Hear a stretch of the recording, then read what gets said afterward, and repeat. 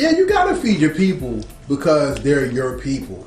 And too many times, people think that, okay, it's a fan. If you have a fan and I don't have the fan, I have to steal your fan, not knowing that fans like what they like. You just have to supply them with good music. Right. And when you brought up the mainstream and the industry and all that, I don't play that game because I don't think the industry knows what the industry wants anymore. Because they don't. If the industry follows who got the most likes, it's like, who can I do the less work for so I can just push some shit out and just see what happens? And that's why the quality of music is so bad. Because not only do people not have teams behind them, not only is it less work and energy being put in, not only is it less artist development, there's less depth. Which goes back to the point of Hendricks. Hendricks is the album that gives you depth. Let's look at one of Jay-Z's albums. You're a Jay-Z fan. Yes. I remember you said that. So I want to take it to a Jay-Z, Ross Hendricks part right now. Jay-Z did the Black album. Jay-Z did the Blueprint album. In those two, Blueprint 1, in those two albums, we got to hear about his mother, lesbianism, family struggles, heartache. We heard about, it wasn't like, Jay-Z even addressed it. Everybody talks about, I'll be in the club or I should promote violence, but they're not listening to what I'm saying. When you finally listen and you get the story, that's when the light bulb of the fan goes off like, I like him, because there's a relatability. What do you want to give your audience to show that you're real, you are relatable, and that they can grow with you, and you give them permission to enjoy your music? Man, I think it's real simple with me, man. It's just, again, telling my truth. That's why I went all the way back to how I grew up, you know what I mean? And to give you the authenticity of it, I put my mom's on the intro. You know what I'm saying? Put her in there. That automatically gets your attention. Like, okay, it's real. Because if mom is on there, you know, mom is listening. She want to hear that truth. So, you know, the album cover is my baby picture with my neighborhood in the background that I grew up in. So that automatically gets all their attention. Everybody from my hood, they're listening now. I really got their attention now because, oh shit, you put the hood on there? Oh, we listening now. Shout out to Macaulay Gardens, by the way. But they like, oh, we listening. So I can't front. I can't lie because motherfuckers is listening that actually know my story. So, you know, I want people to be able to just, like people that don't know me, to be able to, like if they was to have a conversation with people who actually knew me, the people who actually knew me like, yo, he's telling the truth. He's being real. So for me, it's just simple, man. Just tell your truth. Be honest. Cause I'm huge fans of people that I feel are honest, are being real with me. That's just like, you know, me having a relationship with somebody and I know they being real, we gon' be close because I can trust you. I want my audience to trust me.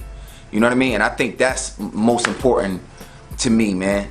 Just, yo, I believe everything he's saying. And it's a closeness that I want to develop. I want to develop a real relationship with my audience that if they was to see me, they feel like they know me.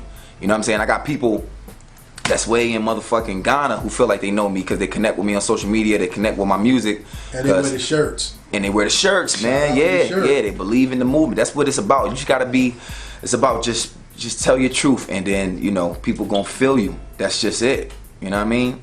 Not that everybody's gonna feel you, but like even if people didn't feel me, I'll still feel satisfied knowing that I'm real with myself. And I think that's most important. I'm not gonna fake being somebody else. I'd rather just be me. You know what I mean? What's the saying? I'd rather be hated being me than being loved being fake. You know what I'm saying? Just be me, man. Tell the truth. I mean, to be real though, I don't understand why people worry about making other people comfortable. Because life is about being uncomfortable. That's the only way you grow. Yeah. And when you always try to meet the needs of somebody, you alienate your spirit. You know what I'm saying? Perfect example, Sean Price, rest in peace, one of my favorite MCs ever.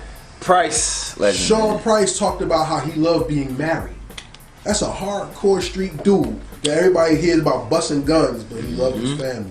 And he always talked about being married, how much he loved, you know, his lady. It's fucking real. That's real. But he was the same person to tell you, I don't give a fuck about fans. because they'll love you today and they'll hate you tomorrow. So I do what I like. So he actually, to me, tapped into the truth.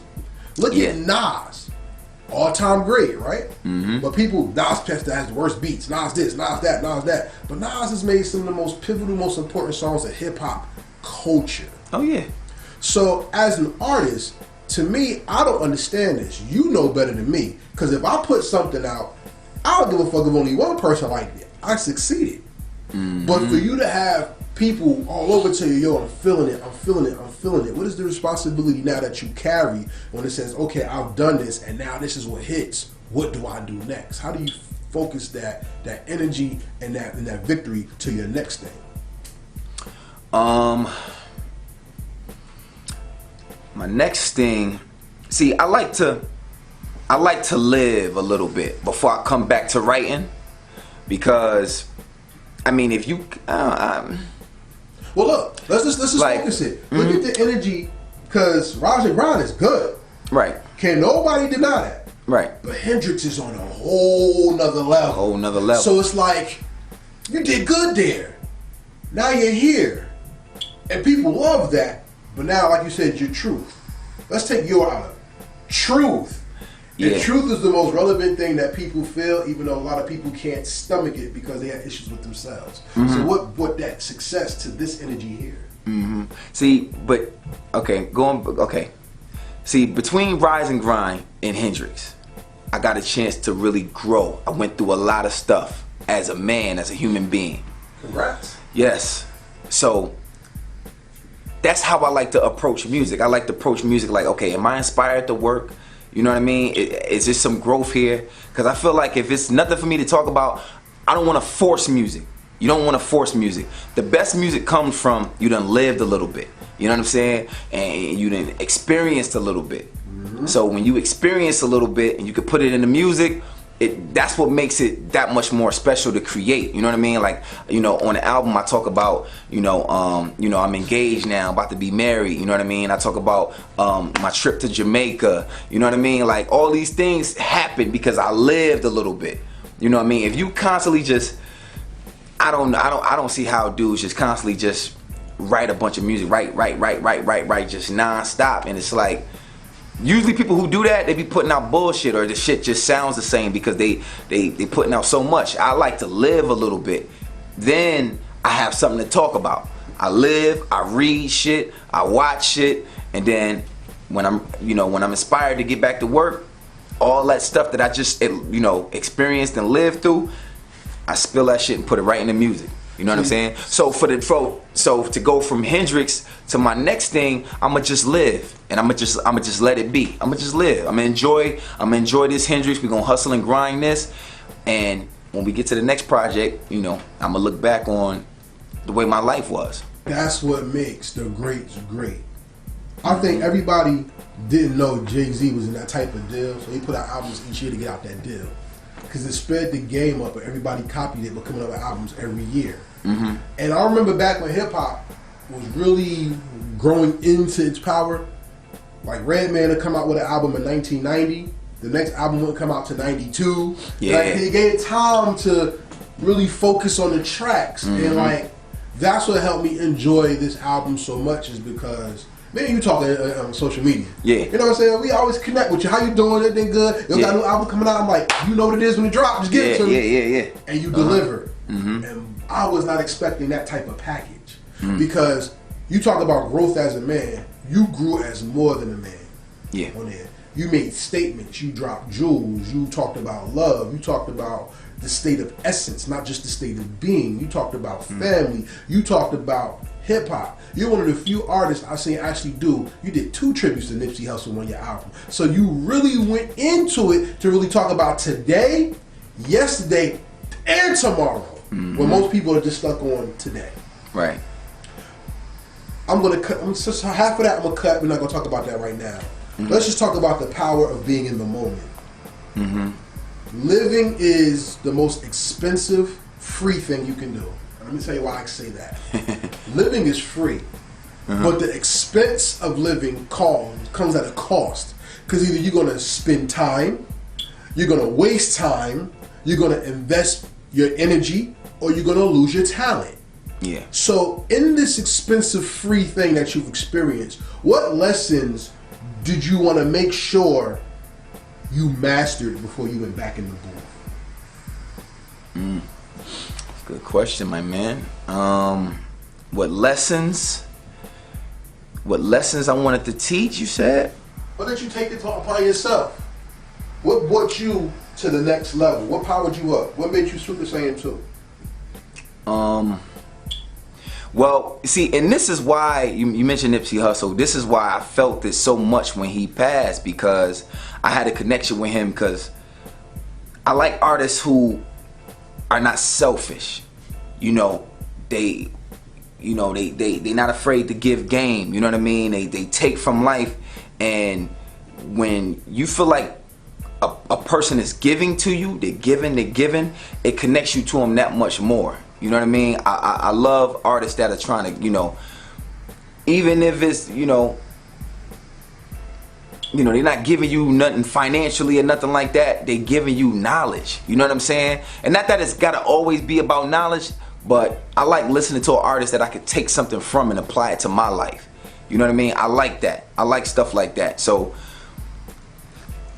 I wanted to give that to my audience or anybody who's listening. You know what I mean? I just wanted to take and just give them something, man. Something they can walk away with. I wanted to give them soul food. I ain't want to give them no bullshit. I ain't want to give them no bullshit. I ain't want to give them no fast food. You know what I mean? I just wanted to, you could take from this.